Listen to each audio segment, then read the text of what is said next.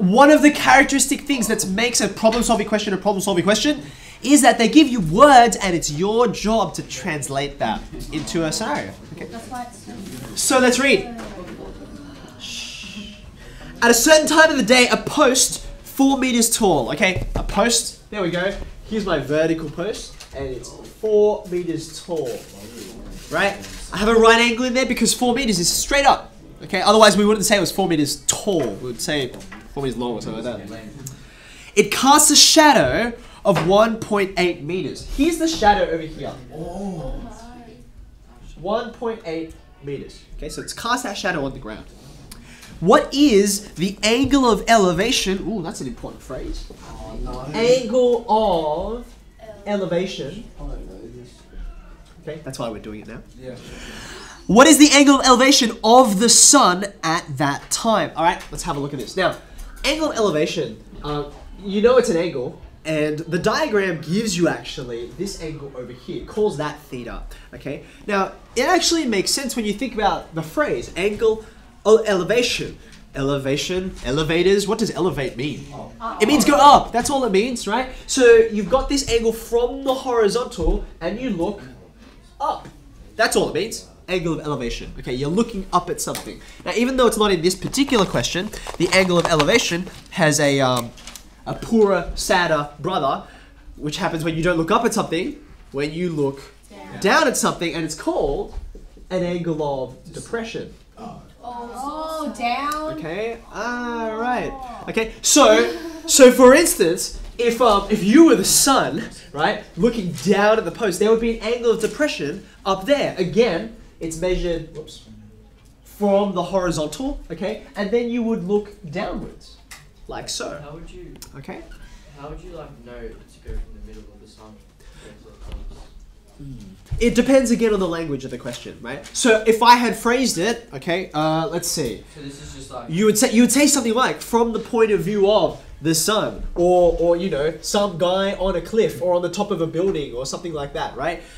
You'd give a point of reference, and then they would say an angle of elevation or an angle of depression, okay, and that tells you up or down. Simple stuff. All right.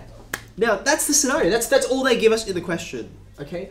So now you have to put yourself in the position of thinking, what do I know about this, and what do I know about trigonometry in general that can help me? the signs. Okay, good. Instinctively, as soon as you see a triangle, right, you want to think, okay, I've got sides here, I've got some of them, and they're going to give me some useful information, right? So you're standing at this angle up here. Sorry, down there. I'm going to get rid of this one since it was just an example. You're standing out here, right? So these two sides in relation to that angle are... I've got the opposite one. Which one's the opposite one? 4 meters. 4 meters, good. Adjacent. Opposite, all the way over there, and adjacent. Good, because 1.8 is right next to theta. Adjacent. Okay, that's a P. So now you are starting to get to the point after like a week and a bit. Do you want to say, oh, opposite, adjacent, I know which ratio that is. That's tan, good. So now I'm going to write an equation. I'm going to say tan theta. And that's the angle that I'm after, okay? Tan theta is opposite on adjacent, opposite on adjacent, like so, okay? And we only want the angle, that's all we need to do, okay? So in this case, to remember, you'll need your calculator for this part. We need to, we're gonna take it, sorry? Not this one, no, next one. Next one. Okay, because this is tan, you got tan there on the right hand middle of your calculator, right? So to get theta, you take tan inverse of whatever was on that side, okay? By the way, you guys know how I talk about sometimes it's really useful to put down working, even if it's not necessary to get marks or whatever. I think it's really important to write down this line. I think it is essential, okay? Because it guides what you're putting into your calculator, right? So you punch it in, tan inverse, 4 over 1.8.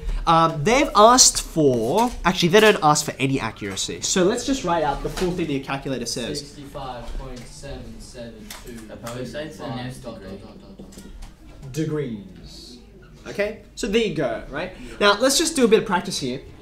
A pretty standard sort of thing would be to say nearest degree.